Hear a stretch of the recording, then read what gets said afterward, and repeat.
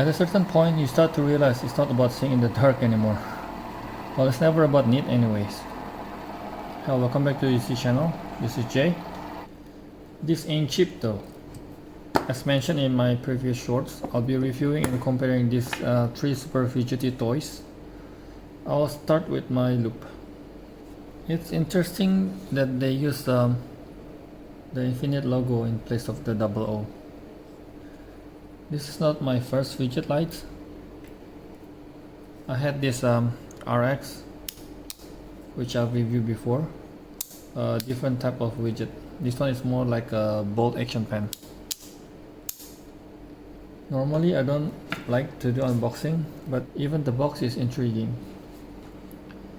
It's almost like I'm unboxing a Gundam toy.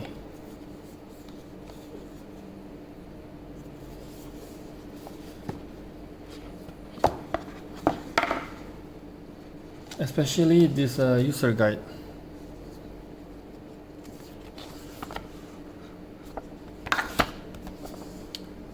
The sketches really remind me of Gundam,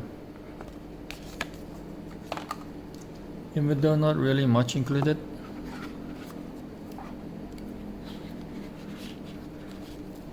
There are two springs and a short one. They also included this coin shaped tool to open the tactical ring. More on this later. USB Type-C to A cable.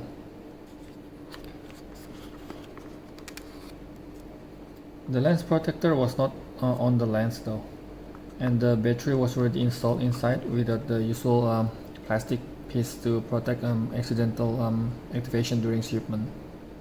Fortunately, everything was okay, and I was so excited, so I forgave it right away. This flashlight is so photogenic. It looks good in almost any angle. I must spend a little bit time to try to show it to you guys.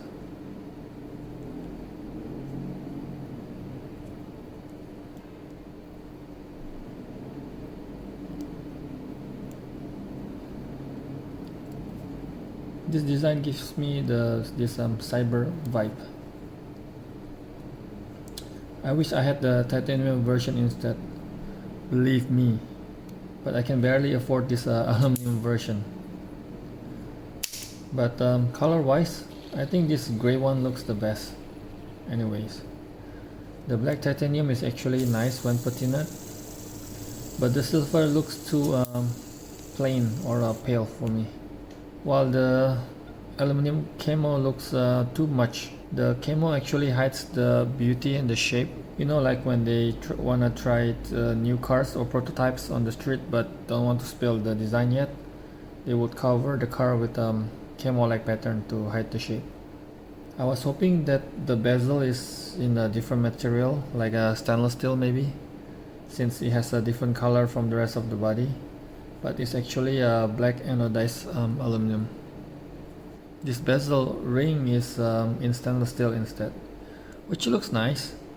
It's just that it's more useful or functional if the tip is stainless steel instead, where it's more prone to dings when dropped. I'm a sucker for mechanical dials, gears, switches, especially with this angular design. There's just something about the haptic feedback that can't be replaced. And this has 4 different ones. The main spinner, which is solely for fun. It does spin smoothly and for quite long, but it's kinda light. It will be longer if it's bigger and heavier like this Tor gyro. Or this will be another place where it's beneficial to use heavier material such as stainless steel or titanium. It's really slippery though. Just be careful when trying to pick it up. I had some incidents in the beginning. One time it actually fell and I caught it in mid-air with my super reflexes. My heart did skip a bit though. And I like these other ones. There's no glow at all on the spinning part. Not even tritium slots. There are many other slots, but not here. And you can't really hold the spinner and spin the body. It's kind of wobbly because of this tactical ring, which is removable. Speaking about the tactical ring, while it does not spin as long as the main spinner, this one actually has some functionalities. The main one is to help secure the grip, especially if you want to switch how you hold it. I only have one other flashlight with tactical ring, and I love it. Makes the flashlight a lot more ergonomics. Even if you feel a hassle to put the finger in the ring every time, maybe if you just want to use it quickly, just by gripping like this, really helps with the prevent it from accidental falls. There's also a ceramic ball glass breaker tip, which should be useful for tactical purposes. There are 4 more on the bezel. There is no clip, and this ring actually kinda helps a bit to secure in a pocket from falling out by pushing it back in. And I forgot where I read it or who posted it, but the most satisfying fidget is not actually the main spinner, but this tactical ring when stopping it by pushing the ceramic ball. This can be adjusted as well, but I think I prefer this default placement here. Third one is the mechanical bolt. One, it allows for sturdier tail stand. It does tail stand on the switch, but kinda wobbly. 2, it doubles as a physical lockout, so it protects the button. It does also has a software lockout, but I prefer this instead. I'll explain why later. It's a different fidget type. Needs some practice, but I can do it one-handed now. Be careful because it might pinch your hand, and the spring is quite stiff. Being a moving part, of course there's some play, but not bad that it would rattle though, since there it has spring. The fourth one is this focus ring. It's not really for fidgeting, but it does move.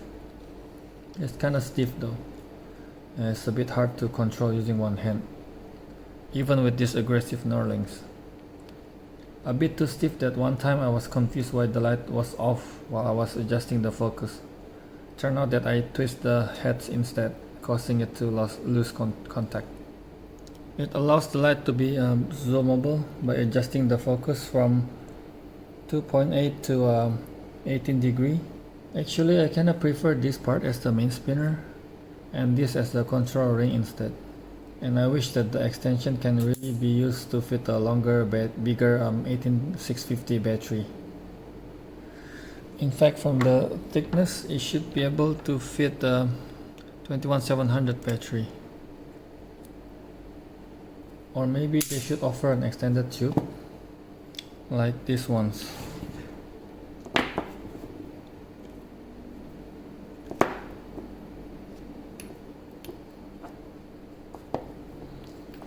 You get the idea. But this gyro actually looks kind of odd with this. If it's done right, it can actually add to the styling. But actually, I just remember that it's using inner tube design, so I'm not sure if it's doable. Usually with inner tubes, we have to replace the whole tube instead of joint them like the FW series or the emissars. Normally I love short tubes, but in this case the longer mode looks better. It's already beefy anyway, so might as well, right? I'm all about the ratio. This looks nice, but I think it looks even nicer when extended like this. More balanced as well. Especially with this design, I don't think it would look as good if it's skinny or short. Sometimes you just don't need the portability and just want something beefy, you know, something that feels substantial when you hold. This is not my first beefy light, but this is by far the chunkiest yet.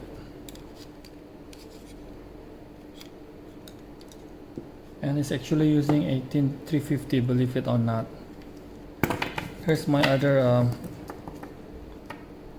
smaller 18350 lights for comparison. Can you believe that these are using the same battery size? Could even seems like it fit in there.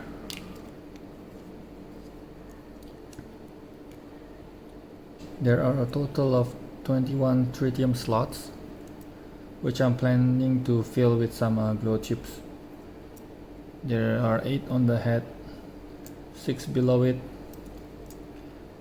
another 3 plus 3 at the other end, and one on the switch. It's using a E-switch with inner tubes like in the FW3 series, but unlike the regular entry rails, this had a slight delay. Click, click. So when unlocking, for example, there are no blinks in the middle. 1, 2, 3, 4. Here's the inner tube. It's using a double spring design, so it should be able to accommodate more 18350s variants or sizes. The rest of the flashlight look beefy and sturdy. Not sure why there's so little thread. The threads are fine and short. I'm just worried about the longevity and overall strength of the flashlight. One day it started behaving weirdly. I'm not sure whether I'm in lockout mode or normal mode. Sometimes it can be unlocked, sometimes it can do turbo, and sometimes it behaves like a momentary mode. I suspected dirty contacts, so I cleaned it. It's a bit better after that, but not quite. Then I was advised to tighten the tail.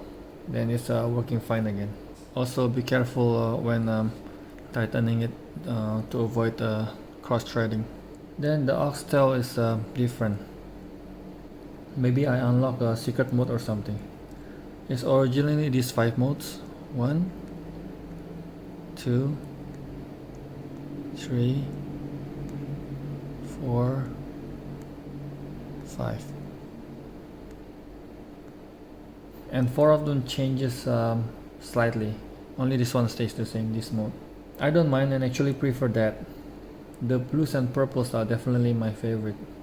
And I really like this slow color changing or breathing. Looks really elegant. It switches back and forth to the normal regular mode several times, and somehow I was able to change it back, which I'm not sure how. If you know, please share with us. And of course it's back to normal when I want to show it to you guys.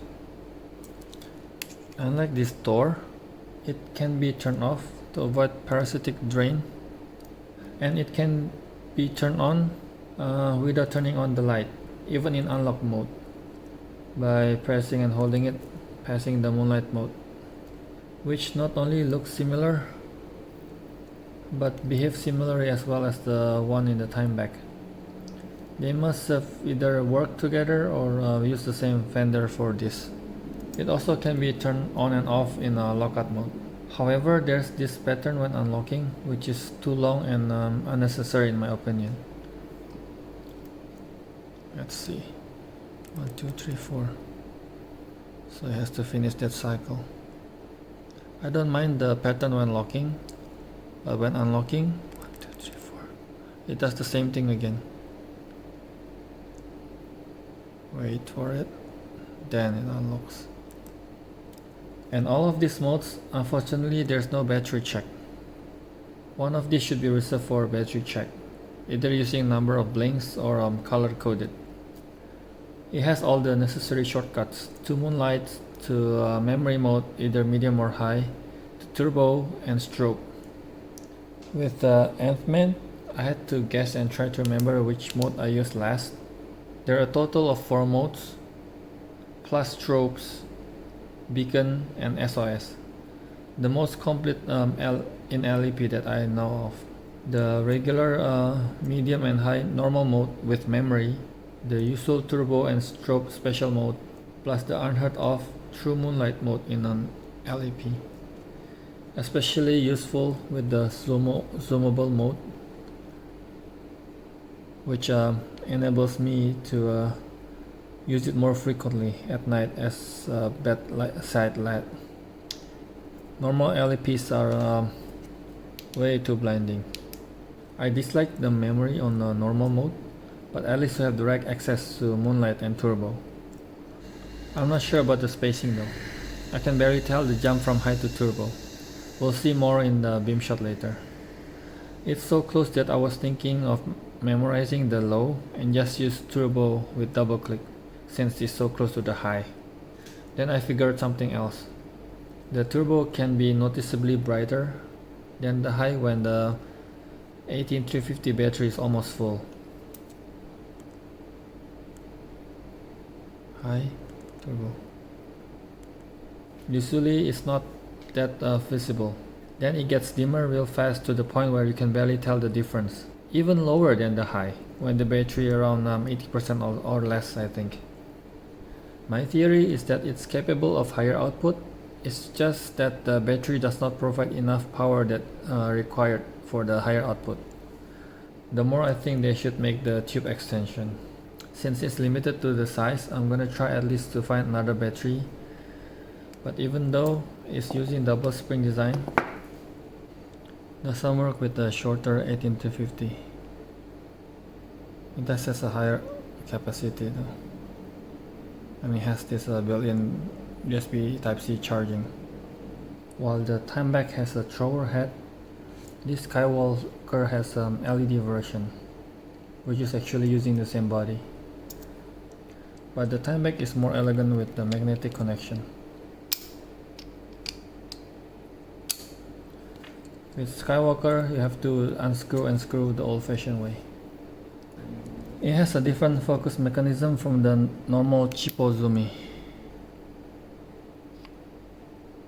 Instead of zooming out, it's actually zooming in. I'll try to illustrate by using a pair of chopsticks. So for the cheapo Zoomy, it's actually zoom out like this. With the lip, it actually focuses in like this. So it has this really tight spot with lots of cutouts and shapes. It stores lints and dirt. I don't know if you can see it, but I believe everything can be disassembled. I'll do a periodical cleanup. Initially there were two versions of this, the one with 400 and 910 lumens. Now it's only available in the 910 lumens with 1600 meter throw rating. Now I don't have the equipment to test this, but it seems lacking when compared to this Thor with just 400 lumens and 12 meter throw ratings. But it can be the battery that I mentioned earlier. Let's see.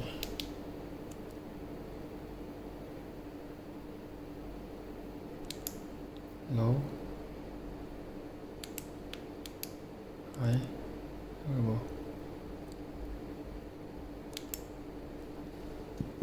Now maybe this Thor is the one is underrated, but even at 100 meter for example, it's already quite impressive and much more than I need. Still, I love to see a more accurate spec, especially at this price point, which is not cheap. Let's just get outside. I will also bring a normal LED thrower just to show what different beasts these are. I'll fully charge all of them for a fair comparison. I'm gonna try to compare the LED thrower versus an LAP. Start with the LED straight to turbo.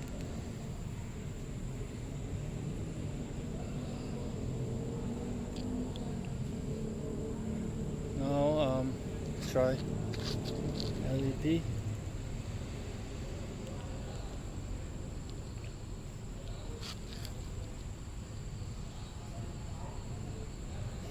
LED.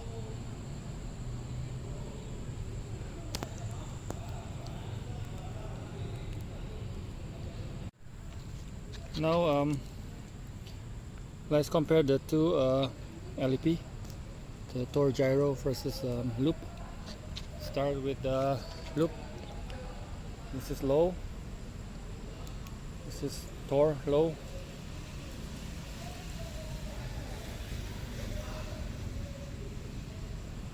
This is high on the loop.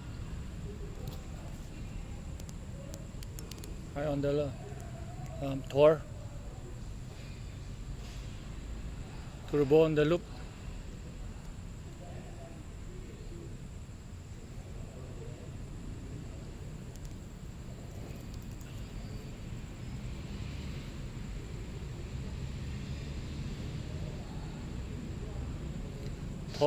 Thor on the left, loop on the right.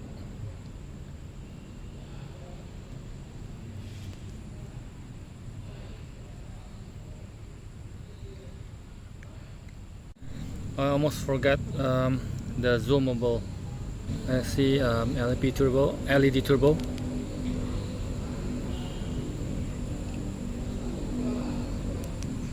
Versus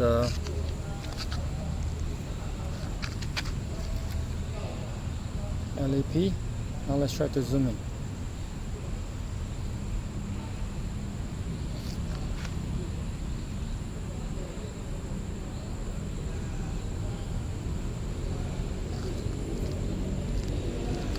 Versus LED.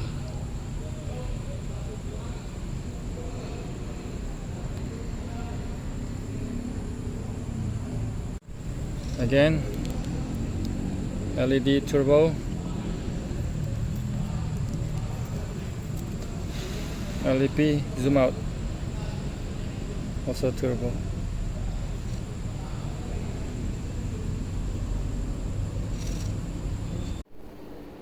I have 3 recommendations for our friends at Loop. Maybe it can be considered for future iterations, SK2 maybe. 1. Fit the 21700 battery. 2. Would be nice if it can reach and maintain the rated specs. And 3. Somehow make it more affordable. Then I believe it will sell like hotcakes. I truly hope that Loop can grow as a company and look forward to their future products. That's all for now. As always, thanks for watching. See you guys in the next one. Don't forget to like and subs. Bye now. I'll continue to the second part and third. Okay, somehow I get it to work again. Let me record it before I switch it back. This is the only mode that's the same. Now let's see the other 4 modes. This is red with a rotating purple. Red and purple breathing mode. This is one of my favorite. Blue with a purple rotating. And blue purple breathing mode. Then back to this same mode. So if you guys know how to switch to these modes, please let us know. Thanks.